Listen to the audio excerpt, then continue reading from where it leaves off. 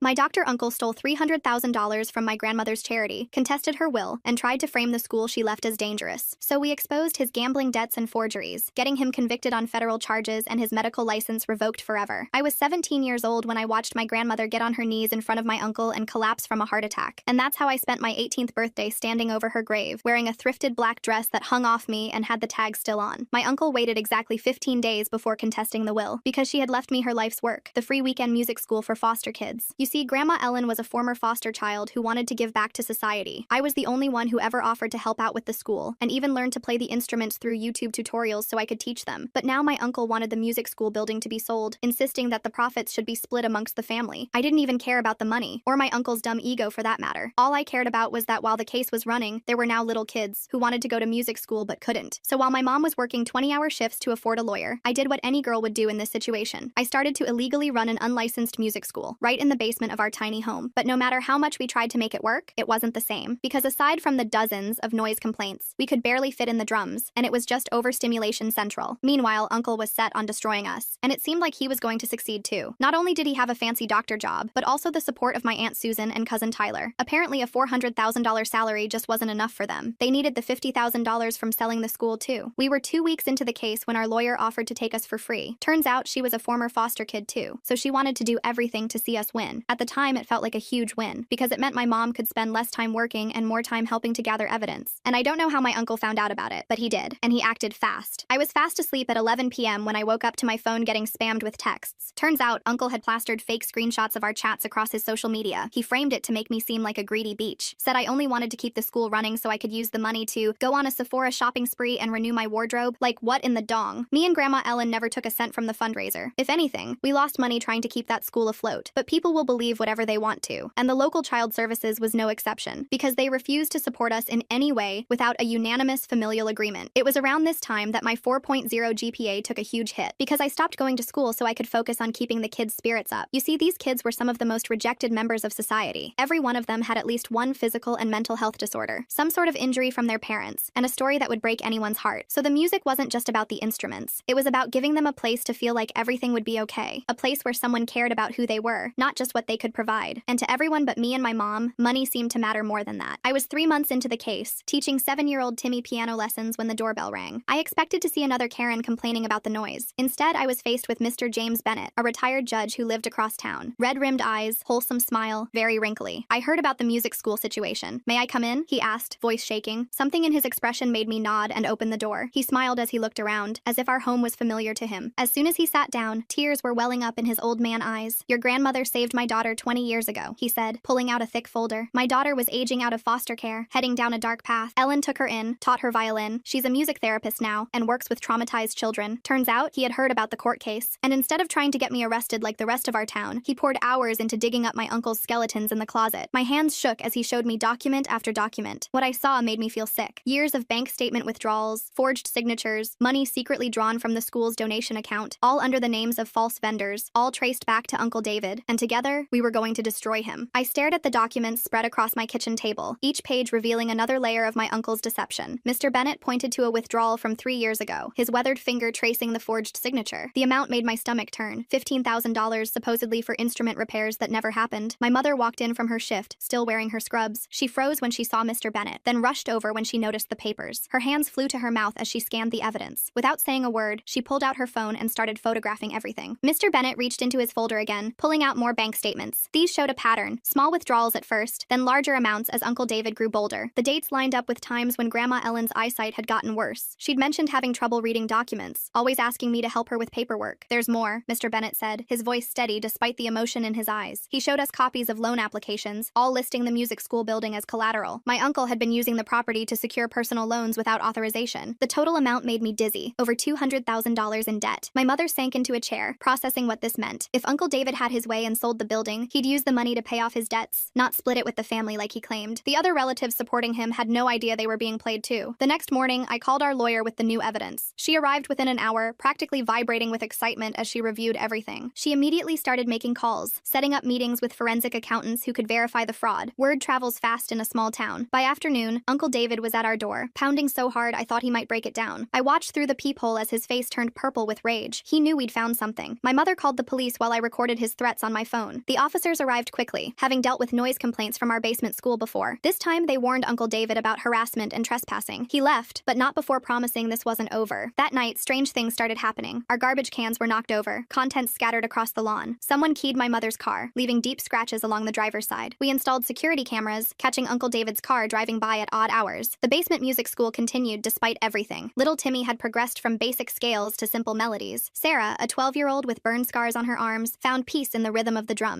These kids needed this space, needed to know someone still fought for them. Our lawyer worked tirelessly, building a case that went beyond the will contest. She filed complaints with the medical board about Uncle David's ethical violations. Forging signatures and committing fraud weren't exactly qualities you wanted in a doctor. 3 weeks later, cousin Tyler showed up at our door. He looked terrible, dark circles under his eyes, clothes wrinkled like he'd slept in them. He asked to come in, glancing nervously over his shoulder. Against my better judgment, I let him enter. Tyler sat at the same table where Mr. Bennett had revealed the evidence. His hands shook as he pulled out his phone, showing me text messages from his father. Uncle David had been pressuring him to lie in court, to claim he'd witnessed Grandma Ellen saying she wanted to sell the school. "I can't do it," Tyler said, his voice breaking. "I keep thinking about those kids, about what Grandma Ellen would want." He offered to testify for us instead, to tell the truth about his father's manipulation. My mother made him coffee while I processed this development. Tyler had always followed his father blindly, desperate for approval. This rebellion must have taken enormous courage. He told us about arguments at home, about his mother starting to question things too. The next day, Aunt Susan called. She'd found betting slips in David's home office, hidden behind medical journals. The amounts were staggering. Thousands of dollars wagered on sports games, horse races, anything he could find. The dates matched the fraudulent withdrawals from the school's accounts. Our lawyer added gambling addiction to the growing list of Uncle David's problems. The case was expanding beyond a simple will contest into something much larger. Criminal charges were being discussed, though nothing official yet. The foster kids in our basement school remained my priority. We'd moved the drums to the garage to reduce noise, and neighbors had started donating old instruments. Mrs. Chen from 2 houses down brought her daughter's old keyboard. Mr. Rodriguez fixed a broken guitar he'd found at a yard sale. One evening, while teaching violin to a group of 8-year-olds, the lights suddenly went out. The power had been cut. I used my phone's flashlight to guide the frightened children upstairs, where my mother was already on the phone with the utility company. Someone had tampered with our electrical box. The police found fresh footprints in the mud outside, size 11 men's shoes. Uncle David wore size 11. The officer taking our report mentioned this was escalating beyond civil disputes. Mr. Bennett became a regular visitor, bringing more evidence each time. He'd connected with other families whose children had attended Grandma Ellen's school over the years. 17 families agreed to provide testimonies about how the school had changed their children's lives. The stories were powerful. A boy who'd aged out of foster care, now a professional cellist. A girl who'd been selectively mute, finding her voice through singing. Each testimony added weight to our case, showing the school's true value beyond monetary worth. Uncle David's behavior grew more erratic. He showed up at my high school, trying to convince the principal I was truant. He filed complaints with child services about our unsafe basement school. He even contacted local news stations with his twisted version of events. Each attack only strengthened our resolve. The community began to see through his lies. Parents of the foster children started a petition supporting us. Local musicians offered to teach classes for free once we got the building back. Aunt Susan finally broke. She arrived one night with boxes of financial documents, years of records she'd been keeping. Her marriage was crumbling under the weight of David's lies and addiction. She'd discovered he'd remortgaged their house without telling her, using the money to pay gambling debts. Tyler moved in with a friend, unable to stay in that toxic environment. He brought more evidence. Recordings of his father on the phone with bookies, threatening messages from people David owed money to. The perfect doctor facade was crumbling spectacularly. Our lawyer presented everything to the judge handling the will contest. The scope of David's crimes made it clear he had no legitimate claim to the school. The judge ordered a full investigation into the fraud, temporarily freezing any decisions about the property. The basement school thrived despite the chaos. We'd worked out a schedule with understanding neighbors, limiting drums to certain hours. The kids created a mural on one wall, each adding their own touch. It showed a tree with musical notes for leaves, roots spreading deep and wide. One morning, I found Uncle David's car parked outside again, but he wasn't making threats this time. He sat slumped in the driver's seat, looking defeated. The gambling debts had caught up with him. His medical practice was under review. His family had left him. I felt no sympathy. He'd tried to destroy something beautiful for his own greed. He'd betrayed Grandma Ellen's memory and threatened the futures of vulnerable children. His downfall was entirely self-inflicted. The investigation revealed even more than we'd found. Uncle David had been skimming from the school's accounts for 5 years. He'd convinced Grandma Ellen to sign papers she couldn't read, telling her they were routine maintenance forms. The betrayal of trust was staggering. Criminal charges were filed. Fraud, forgery, elder abuse. The list grew longer. Uncle David's medical license was suspended pending review. The man who'd worn his success like armor now faced the consequences of his choices. The will contest ended quietly. With overwhelming evidence against him, Uncle David withdrew his claim. The judge ruled in our favor, ensuring the music school would continue as Grandma Ellen intended. The building would need repairs, but it was ours to fix. The community rallied around us. Fundraisers were organized. Local businesses donated materials. Musicians who'd heard our story volunteered their time. The basement school kids performed at events, showing everyone what they'd been fighting for. On a rainy Tuesday, 6 months after Grandma Ellen's death, we received the keys to the building. reopening. I stood in the empty main room, remembering all the lessons taught here, all the lives changed. Timmy played a piece he'd composed on the old piano, filling the space with hope. My mother quit one of her jobs, able to focus on helping run the school properly. We established a board of trustees, including Mr. Bennett and several foster care alumni. Legal protections were put in place to prevent future exploitation. Tyler enrolled in community college, breaking free from his father's expectations. He volunteered at the school on weekends, teaching guitar to kids who reminded him of himself, lost and looking for direction. His transformation inspired others. Aunt Susan filed for divorce and started therapy. She apologized for not seeing the truth sooner, for enabling David's behavior. She donated her time to the school's administrative work, finding redemption in service to others. The renovations took months, but every improvement was a victory. New instruments filled the rooms. Soundproofing made neighbors happy. A commercial kitchen meant we could provide snacks for hungry kids. The basement of our home returned to normal. Uncle David's trial proceeded without fanfare. He pled guilty to avoid a longer sentence, accepting a plea deal that included restitution payments. His fall from grace was complete, from respected doctor to convicted felon, all because of greed. The school's grand reopening drew hundreds. Former students performed alongside current ones. City officials who'd once received complaints now offered support. The foster kids who'd practiced in our basement finally had their proper stage. I graduated high school with honors, my grades recovering once the stress lifted. College applications mentioned the fight for the school, showing admissions committees what really mattered to me. Several schools offered scholarships, recognizing the value of protecting vulnerable children. Mr. Bennett's daughter flew in for the reopening. She played violin, the same instrument Grandma Ellen had taught her 20 years ago. Her testimony about how the school saved her life brought tears to everyone's eyes. The cycle of kindness continued. New teachers joined our roster, all volunteers who believed in the mission. We expanded programs, not just instruments, but music therapy, composition, even sound engineering. The school became more than Grandma Ellen had dreamed, while staying true to her vision. On the first anniversary of her death, we held a memorial concert. The kids performed pieces they'd written about their experiences. Timmy, now 8, played a complex piano composition that showed how far he'd come. His foster parents wept with pride. The building hummed with activity every weekend. Children who'd never held an instrument discovered hidden talents. Foster kids found a community that understood their struggles. Music became their language for expressing pain and joy alike. Uncle David served his sentence quietly, his reputation destroyed. The medical board permanently revoked his license. Last I heard, he was working at a call center, living in a small apartment. His choices had cost him everything he'd once valued. Our story spread beyond our town. Other communities reached out, wanting to create similar programs. We shared our model freely, hoping Grandma Ellen's vision would inspire others. Music schools for foster kids began opening across the state. I chose a local college to stay involved with the school. My degree in nonprofit management would help ensure we never faced such threats again. The basement where we'd illegally taught music became my study space, a reminder of how far we'd come. The foster kids thrived with stability. Some found adoptive families, others aged out but stayed connected to the school. Several former students became teachers themselves, passing on what they'd learned. The cycle of support that Grandma Ellen started continued growing. Looking at the thriving school, I remembered those dark days in our basement, the noise complaints, the cramped space, the constant fear of being shut down. Every challenge had been worth it to preserve this sanctuary for children who needed it most. Mr. Bennett passed away peacefully 2 years later, knowing he'd helped save the school. His daughter spoke at his funeral about how Grandma Ellen's kindness had rippled through generations. She announced a scholarship fund in both their names. The school building stood as a testament to what community could accomplish. Where Uncle David saw only property value, we saw transformed lives. Where he saw profit, we saw purpose. His greed had ultimately strengthened our mission. Tyler became a music therapist, inspired by watching troubled kids find peace through instruments. He often said his father's downfall had freed him to find his own path. He worked with juvenile detention centers, bringing music to kids who reminded him of our foster students. Aunt Susan remarried eventually, finding a partner who valued honesty and service. She remained on our board, her financial expertise helping us grow sustainably. Her journey from enabler to advocate inspired other family members dealing with similar situations. The basement of our tiny home returned to normal life. My mother converted it into a craft room, finally having space for her own hobbies. Sometimes I'd go down there and remember the chaos. Drums against one wall, violins in corners, children everywhere. The music school expanded its programs yearly. We added art therapy, drama classes, creative writing workshops. The building became a creative sanctuary for foster kids, a place where every form of expression was valued and nurtured. On quiet evenings, I'd walk through the school alone. I could almost hear Grandma Ellen's voice in the walls, see her gentle hands guiding small fingers on piano keys. Her legacy lived on in every note played, every child who found their voice. The legal protections we'd established held firm. No future relative could threaten the school's mission. The board of trustees, all personally invested in protecting foster children, ensured decisions aligned with Grandma Ellen's vision. We'd learned from our painful experience. I sometimes wondered if Uncle David ever thought about what he'd lost. Not just money or status, but the chance to be part of something meaningful. His gambling addiction and greed had cost him family, career, and purpose. It was a cautionary tale about choosing money over meaning. The foster kids who'd stood by us during the basement days became our strongest advocates. They told new students about the fight to save the school, inspiring them to value what they had. Their stories became part of the school's mythology, proof that communities could overcome greed. As I stood in the renovated music room, watching Timmy teach a younger student the piano piece he'd composed, I realized we'd won more than a legal battle. We'd protected protected a sanctuary for society's most vulnerable children. We'd honored Grandma Ellen's memory by continuing her work. The school thrived, touching hundreds of young lives yearly. Each child who walked through our doors carried potential that just needed nurturing. Where others saw broken kids from troubled backgrounds, we saw future musicians, teachers, healers. That vision, Grandma Ellen's vision, would endure. The school thrived, touching hundreds of young lives yearly. Each child who walked through our doors carried potential that just needed nurturing. Where others saw broken kids from troubled backgrounds, we saw future musicians, teachers, healers. That vision, Grandma Ellen's vision, would endure. But Uncle David wasn't done with us yet. The first sign of trouble came 3 months after the school's reopening. I was teaching a Saturday morning violin class when a man in a cheap suit walked in, clipboard in hand. He introduced himself as a building inspector, claiming neighbors had reported structural concerns. His inspection lasted 4 hours, during which he photographed every corner, measured every room, and questioned every adult present. By Monday, we had a list of violations longer than my arm. Faulty wiring that had passed inspection just months earlier. Fire exits that suddenly didn't meet code. Bathroom fixtures that mysteriously violated regulations. The estimated cost of repairs exceeded $50,000, with a deadline of 30 days before forced closure. Our lawyer reviewed the report and found irregularities immediately. The inspector's license number didn't match city records. His signature appeared different on various pages. When she called the city inspector's office, they had no record of sending anyone to our building. Tyler called me that evening, whispering urgently. He'd overheard his father talking to someone about Phase 2 being in motion. Uncle David had been meeting with shady characters at a diner outside town, paying them in cash. Tyler managed to photograph one meeting through the window, capturing Uncle David handing an envelope to the fake inspector. We filed a complaint with the real building department, but damage was already spreading. Parents received anonymous letters claiming the school was unsafe, citing the fake inspection report. 3 families pulled their children out immediately. Local news picked up the story, running headlines about dangerous conditions at local music school. My mother and I spent sleepless nights drafting responses, gathering documentation from our legitimate inspections, trying to combat the narrative. But lies travel faster than truth, especially when someone's actively spreading them. The harassment escalated. Dead rats appeared in our mailbox. Someone spray-painted child endangerment across the school's front doors. Our lawyer received threatening phone calls at her office, voices warning her to drop our case. She recorded everything, building evidence of a coordinated campaign. Then came the accident that wasn't an accident. I was driving to the school early one morning when my brakes failed completely. Only quick thinking and an empty parking lot prevented disaster. The mechanic found clear signs of tampering, brake lines cut with precision. Security footage from nearby businesses showed a figure in dark clothing near my car the previous night. Mr. Bennett's daughter, Victoria, flew in from Seattle after hearing about the escalation. As a successful music therapist, she had connections throughout the nonprofit world. She helped us hire a private investigator, someone who specialized in uncovering fraud schemes. The investigator, a soft-spoken woman named Joni, discovered Uncle David had incorporated a shell company 6 months earlier. The company's stated purpose was educational facility management, but its real intention became clear when we found applications for permits to demolish our building and construct luxury condos. Uncle David had partners now, real estate developers who saw dollar signs where we saw children's futures. They'd been quietly buying properties around our school, preparing for a neighborhood transformation that would price out the very families we served. Aunt Susan called with a warning. She'd been sorting through old papers when she found correspondence between Uncle David and these developers dating back 2 years. He'd been planning this since before Grandma Ellen's death, waiting for his chance to cash in on the property. The foster children noticed the tension despite our efforts to shield them. Sarah, the girl with burn scars, asked if the school was closing. Timmy composed a sad melody he called Going Away Song. Their worry broke my heart and strengthened my resolve simultaneously. We organized a community meeting, inviting all the families we'd served over the years. The turnout overwhelmed our space, with people standing in hallways and spilling onto the lawn. Former students, now adults, shared their stories. Parents spoke about transformation in their children. The fake inspection report was thoroughly debunked by actual contractors who volunteered to verify our building's safety. Uncle David responded by filing a lawsuit claiming defamation. He accused us of damaging his reputation and causing emotional distress. The irony of him suing us after everything he'd done would have been laughable if it weren't so expensive to defend against. Our legal bills mounted despite our lawyers' continued pro bono work. Court filing fees, expert witnesses, document preparation, the costs added up quickly. We started a legal defense fund, but Uncle David's team filed injunctions trying to freeze our fundraising efforts. Tyler discovered his father had hired a public relations firm to manage his image rehabilitation. Suddenly, articles appeared in regional publications about Dr. David's charitable work and his concern for proper child welfare standards. They painted him as a whistleblower trying to protect children from our supposedly negligent operation. The stress affected everyone. My mother developed migraines from lack of sleep. I lost 15 pounds I couldn't afford to lose. Even the children sensed something was wrong, their usual enthusiasm dampened by the adult tension surrounding them. Then Joni uncovered something that changed everything. Uncle David's real estate partners had connections to a company previously investigated for elderly housing fraud. They specialized in forcing out nonprofits and low-income residents to flip properties for massive profits. Our school was just their latest target. We brought this information to local journalists who'd been following the story. This time, the headlines shifted. Music school targeted by predatory developers, and doctors' gambling debts fuel property grab scheme. Public opinion began turning in our favor. Uncle David made a critical mistake. In his desperation to discredit us, he hired hired someone to plant substances in our building during a children's event, but the person he hired was an undercover cop working a different case. The officer immediately reported the attempted frame job, leading to Uncle David's arrest for conspiracy. His arrest made everything public. The gambling debts, the forged documents, the shell company, the development scheme, it all came pouring out. His remaining supporters, few as they were, finally saw the truth. Even his lawyer withdrew from the case, citing irreconcilable differences. But Uncle David had one more card to play. From jail, he contacted the loan sharks he owed money to, telling them the school building was collateral they could claim. These weren't legitimate lenders, but dangerous people who didn't care about legal niceties. Strange cars began circling our block. Men in leather jackets photographed everyone entering and leaving the school. One approached me after a late evening class, suggesting it would be safer for everyone if we sold quickly and quietly. His breath smelled of cigarettes and menace. We increased security, hiring off-duty police officers for events. Parents organized escort groups to walk children safely to and from classes. The community's response to intimidation was solidarity, not surrender. Aunt Susan provided crucial evidence about the loan sharks. She'd kept recordings of threatening calls to their home, documentation of Uncle David's dealings with these criminals. Her courage in coming forward despite potential danger proved instrumental. The FBI got involved when it became clear the loan sharks operated across state lines. What started as a family dispute over a will had exposed a larger criminal network preying on desperate gamblers and their families. Our little music school had inadvertently triggered a federal investigation. During this chaos, the children kept learning, kept growing. Sarah overcame her shyness to perform a drum solo at our spring concert. Timmy's compositions grew more complex and beautiful. These small victories reminded us why we fought so hard. Mr. Bennett, despite his advancing age, rallied former students from decades past. They created a protective network around the school, volunteers ensuring someone was always present during operating hours. Their presence deterred the loan sharks' intimidation tactics. The federal investigation accelerated when agents discovered Uncle David had provided the criminals with personal information about our students and their families. He'd crossed a line from greed into endangering children, adding serious federal charges to his growing list of crimes. Tyler testified before a grand jury about his father's activities. His detailed account of Uncle David's meetings with criminals, the pressure to lie in court, and the fear his family lived under proved devastating to his father's defense. Tyler's courage inspired other witnesses to come forward. The loan sharks made one final attempt to force our hand. They filed liens against the property based on Uncle David's forged documents. Our lawyer worked around the clock to get emergency injunctions, racing against their attempts to force a quick sale. The community response was extraordinary. Local businesses donated security services. Neighbors organized patrols. Even former skeptics who'd complained about noise joined our cause, recognizing the threat predatory developers posed to the entire neighborhood. Victoria used her connections to bring in pro bono specialists in property law and criminal fraud. Our legal team expanded from one overwhelmed lawyer to a formidable group determined to protect the school. They worked for free, motivated by Grandma Ellen's legacy and the children's needs. The turning point came when investigators found evidence linking Uncle David's developer partners to similar schemes in 5 other cities. The FBI expanded their investigation, freezing assets and arresting key players. The house of cards Uncle David had built began collapsing spectacularly. Local politicians who'd initially stayed neutral now voiced support for our school. City Council passed emergency ordinances protecting nonprofit educational facilities from predatory development. The very systems Uncle David had tried to manipulate turned against him. His trial became a sensation, not for the reasons he'd wanted. Instead of the respected doctor fighting for family assets, he was exposed as a gambling addict who'd endangered children for profit. His medical colleagues publicly denounced him. Former patients shared stories of his declining professionalism. The loan sharks, facing federal racketeering charges, distanced themselves from Uncle David's scheme. They withdrew all claims against our property in exchange for consideration in their own cases. The immediate threat to our building evaporated like morning mist, but the damage to our community required healing. Children who'd been frightened needed reassurance. Parents who'd doubted needed rebuilding trust. We organized open houses, invited inspections, and maintained complete transparency about our operations and finances. Aunt Susan emerged as an unexpected hero. Her testimony about Uncle David's manipulation and her decision to preserve evidence proved crucial. She established a fund to help other families dealing with gambling addiction's destructive effects, turning her pain into purpose. The school implemented new security measures and financial safeguards. We created an advisory board including parents, community leaders, and former students. Never again would we be vulnerable to one person's greed or manipulation. Uncle David's sentencing hearing drew a packed courtroom. Former students testified about what the school meant to them. Parents spoke about their children's transformations. Even some of his former supporters asked the judge for maximum penalties, feeling betrayed by his deception. The judge's decision reflected the severity of Uncle David's crimes. Beyond fraud and conspiracy, he'd endangered children and corrupted institutions meant to protect them. His sentence ensured he'd spend years contemplating the lives he'd tried to destroy for money. With the threats ended, we focused on rebuilding and expanding. The publicity, though painful, had brought attention to our mission. Donations poured in from across the country. Musicians offered to visit and teach master classes. The school Grandma Ellen started grew beyond our wildest dreams. I returned to college, carrying lessons learned from our ordeal. My studies in nonprofit management took on new meaning after experiencing firsthand how vulnerable good intentions could be to greed and manipulation. I was determined to protect other organizations from similar threats. The basement where we'd illegally taught during during the crisis became a storage room for donated instruments. Sometimes I'd stand there, remembering the desperation and determination of those days. We'd risked everything to keep Grandma Ellen's dream alive, and somehow we'd succeeded. Tyler graduated from community college with honors, his testimony having freed him from his father's shadow. He spoke at youth groups about breaking free from toxic family expectations. His journey from enabler to advocate inspired others trapped in similar situations. Mr. Bennett lived to see the school's 10th anniversary celebration. Surrounded by hundreds of former students whose lives had been changed, he wept with joy. His daughter Victoria announced an endowment in his name, ensuring the school's financial stability for generations. The neighborhood that Uncle David and his partners had tried to gentrify instead became a model for community-centered development. Property values rose not from luxury condos, but from families wanting to live near excellent community resources. The school anchored a thriving, diverse neighborhood. On quiet evenings, I walked through the building, listening to the echoes of music and laughter. Each room held memories of struggle and triumph. The piano where Timmy learned to express his emotions. The drum set where Sarah found her confidence. Every instrument told a story of resilience. We established satellite programs in other neighborhoods, spreading Grandma Ellen's vision further. Former students became teachers, administrators, and advocates. The cycle of giving that she'd started continued expanding, touching lives she never could have imagined. Uncle David served his time in obscurity, his name becoming a cautionary tale in medical ethics classes. His spectacular fall from respected doctor to convicted felon illustrated how greed could corrupt even those sworn to help others. His legacy was one of shame and warning. The school's success attracted researchers studying arts education's impact on foster children. Their findings validated what we'd always known, that music could heal trauma, build confidence, and create community. Grandma Ellen's intuitive understanding became supported by empirical evidence, but Uncle David had one final play left. The letter arrived on a Tuesday morning, delivered by a nervous-looking courier who practically ran back to his van. I recognized Uncle David's handwriting immediately, though the return address showed a minimum security facility 2 states away. My hands trembled as I opened it, finding a single sheet of paper with 3 sentences that made my blood run cold. He'd sold his story rights to a production company. They were making a documentary about corruption in non-profit organizations, painting him as a victim who'd tried to expose our supposed mismanagement. Filming would begin next week at our school. I called our lawyer immediately, but she delivered worse news. Uncle David had signed the contracts before his conviction, making them legally binding. The production company had already secured permits to film on public property around our building. They couldn't enter without permission, but they could interview anyone willing to talk. Within hours, a film crew arrived, setting up cameras across the street. The producer, a woman in designer clothes who introduced herself as Miranda, approached parents dropping off their children. She offered cash for interviews, spinning questions to make us sound negligent. Most parents walked away, but a few stopped to listen. Tyler called in a panic. The production company had contacted him, offering $50,000 for an exclusive interview about his father's side of the story. They wanted him to recant his testimony, claim we'd manipulated him. He'd hung up on them, but they kept calling, each offer higher than the last. The documentary crew followed our students, filming them from public sidewalks. They interviewed neighbors who'd complained about noise years ago, editing their words to sound current. They dug up the fake inspection report, presenting it as legitimate despite our evidence proving otherwise. Miranda approached me outside the grocery store, microphone in hand, cameraman trailing behind. She fired questions about the basement school, about safety violations, about why I'd stolen Uncle David's rightful inheritance. I kept walking, but she followed, her voice growing louder, attracting stares from other shoppers. Our lawyer filed for restraining orders, but the judge ruled the crew had First Amendment rights to film from public property. They couldn't harass us, but defining harassment proved difficult. The crew stayed just within legal boundaries, making our lives miserable while technically following the law. Parents started keeping their children home. Not many, but enough to notice. The constant presence of cameras made everyone uncomfortable. Sarah's foster mother worried about her daughter being filmed without permission. Timmy's guardians questioned whether the attention might harm his progress. Then the crew made a mistake. One cameraman, eager for dramatic footage, climbed our fence after hours to film through windows. Our security cameras caught everything. He'd photographed student records left on a desk, capturing personal information about foster children. That crossed into criminal territory. We pressed charges immediately. The cameraman's arrest revealed he had a history of similar violations at other documentary shoots. The production company tried to distance themselves, but we had evidence of Miranda encouraging him to get whatever footage necessary. Mr. Bennett's daughter Victoria flew back from Seattle, bringing a media relations expert who specialized in crisis management. Together, they crafted a response strategy. Instead of hiding from the cameras, we'd give them exactly what they didn't want: the truth, told by the people who mattered most. We organized a press conference, but not the kind Miranda expected. Former students, now adults, stood before the cameras sharing their stories. A young woman who'd aged out of foster care explained how learning violin had given her purpose. A man who'd been homeless as a teen credited the school with saving his life. Tyler spoke last, his voice steady despite the cameras. He detailed his father's gambling addiction, the forged documents, the threats against children. He held up bank statements, betting slips, evidence the documentary crew had ignored. His courage in facing down his father's lies inspired others to speak up. The documentary crew tried to spin the press conference as a desperate publicity stunt, but social media had already taken over. Videos of the former students' testimonies went viral. Local news stations, the real ones, started investigating the production company's tactics and Uncle David's connection to them. Miranda made increasingly desperate attempts to salvage her narrative. She hired actors to pose as concerned parents, but real parents recognized the deception immediately. She tried to interview Uncle David in prison, but he'd been placed in solitary after attacking another inmate who'd mocked his fall from grace. The production company's investors started pulling out. Their other projects came under scrutiny. Former subjects of their documentaries came forward with stories of manipulation and deceptive editing. What started as Uncle David's revenge plot became the company's downfall, but they'd already done damage. Some families never returned. The constant stress had taken its toll on everyone. My mother's migraines worsened. I found myself jumping at unexpected sounds, paranoid about being filmed. The children sensed our anxiety, their safe space invaded by adult conflicts. Aunt Susan surprised everyone by filing a civil suit against the production company. She'd discovered Uncle David had forged her signature on the story rights contract, claiming spousal consent. Her lawsuit exposed more forgeries, more lies, more evidence of his desperation to destroy what he couldn't have. The FBI investigation expanded to include the production company. Agents found financial connections between them and the same loan sharks who'd threatened us. The documentary was never about exposing truth. It was another attempt to devalue our property, make us sell to pay for reputation management. Winter arrived with unexpected relief. The documentary crew abandoned their project, leaving behind unpaid hotel bills and angry local businesses. Miranda disappeared, reportedly fleeing creditors. The cameras that had haunted us for months finally went dark, but Uncle David wasn't finished. From his cell, he filed complaint after complaint with every agency he could think of. Health Department, Fire Marshal, State Education Board, all received lengthy letters detailing supposed violations. Each required response, investigation, paperwork that stole time from teaching. Tyler intercepted one letter meant for the IRS, claiming we'd misused nonprofit funds. He'd been checking his father's mail at their old house, still technically in Aunt Susan's name. The letter contained enough half-truths mixed with lies to trigger an audit. Tyler brought it to us instead of mailing it. We prepared for the IRS audit with meticulous care. Every receipt, every donation, every expense documented and organized. The school's books were clean. We'd always been careful about that. But the audit itself would be disruptive, time-consuming, exactly what Uncle David wanted. The auditor arrived on a Monday morning, a no-nonsense woman who'd clearly seen every trick in the book. She set up in our office, requesting box after box of records. We complied with everything, transparent to a fault. The children continued their lessons while we dealt with bureaucracy. 3 weeks into the audit, the auditor found something unexpected. Not problems with our books, but evidence of Uncle David's earlier embezzlement we'd missed. Hidden transactions, clever accounting tricks that had diverted more money than we'd realized. She immediately contacted law enforcement. This discovery triggered a forensic accounting review going back 10 years. Uncle David's theft totaled nearly $300,000, money meant for instruments, building maintenance, and programs for children. The evidence added years to his sentence and destroyed any remaining credibility. Spring brought unexpected visitors. The foster children Uncle David had endangered by sharing their information with loan sharks were placed in protective programs. Their social workers needed to verify our security measures. We passed every inspection, but the reminder of how close these children had come to danger haunted everyone. One afternoon, while teaching a piano lesson, I noticed a familiar car parked outside. Uncle David's former medical partner sat in the driver's seat, watching the building. He'd lost his practice after Uncle David's crimes came to light, guilt by association destroying his reputation. I wondered if he blamed us or his former partner. He approached after the lesson ended, but not with anger. He carried a box of medical supplies he'd saved from their practice. First aid kits, bandages, things we could use. He apologized for not seeing Uncle David's true nature sooner, for enabling through ignorance. His donation was small but significant. Another person choosing healing over revenge. The school's 10th anniversary approached amid ongoing challenges. We'd survived everything Uncle David threw at us, but the scars remained. Enrollment was down 20%. Some volunteers had left, exhausted by the constant battles. The building needed repairs we couldn't afford after legal expenses, but the children who remained thrived. Timmy had progressed to performing semi-professionally, his compositions earning recognition from the State Music Educators Association. Sarah had started teaching younger students drums, her confidence transforming her from victim to mentor. These victories mattered more than numbers. Uncle David made one last attempt to hurt us. He convinced a fellow inmate, scheduled for release, to deliver a message. The man showed up during our anniversary celebration, pushing through the crowd toward the stage where I was speaking. Security intercepted him, finding a letter filled with threats and rambling accusations. The incident made headlines again, but this time public opinion was firmly against Uncle David. His continued harassment from prison demonstrated the obsession that had destroyed his life. The parole board took notice, denying his first eligibility hearing before it even occurred. Summer arrived with tentative peace. The FBI concluded their investigation, arresting the last of the loan sharks connected to Uncle David's schemes. The production company faced fraud charges. Uncle David's appeals were exhausted, his sentence final. For the first time in 3 years, we faced no active threats, but the damage lingered. Post-traumatic stress affected everyone who'd lived through the harassment. My mother started therapy to deal with anxiety. I found myself checking locks obsessively, still expecting Uncle David's next attack. The children needed extra reassurance that their safe space would remain protected. We implemented new policies born from hard experience, background checks for all volunteers, security systems that would have seemed paranoid before, but now felt necessary, legal structures that protected the school from future family disputes. We'd learned that good intentions weren't enough protection against greed. The anniversary celebration proceeded despite the earlier disruption. Former students performed throughout the day. Parents shared testimonies about their children's growth. Community leaders spoke about the school's importance. But underneath the joy joy was wariness. We'd learned how quickly things could turn. As evening approached, I stood where Grandma Ellen used to teach, watching children learn instruments she'd once played. The room was fuller than during our darkest days, but not as packed as before Uncle David's campaign. Some wounds take time to heal. Some trust, once broken, rebuilds slowly.